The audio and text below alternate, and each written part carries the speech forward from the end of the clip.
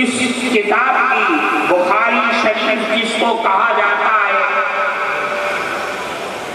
اس کے مصنف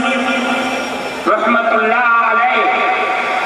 اور اس کتاب کی بڑی عظیم الشان داستان ہے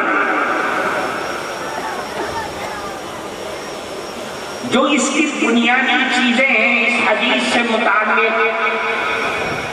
وہ تو آپ کے استاد پڑھائیں گے بتائیں گے،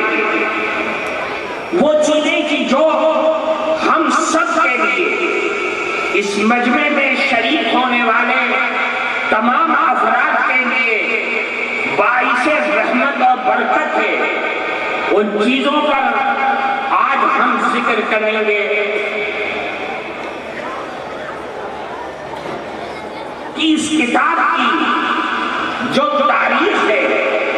اور اس کے مصنف کی جو عظمت ہے وہ بار بار ذکر کرنے، بار بار یاد کرنے، اس کو اپنے عمل میں لانے کے لیے ایک نئی یاد تازہ اور نئی چاشنی پیدا کرتی ہے۔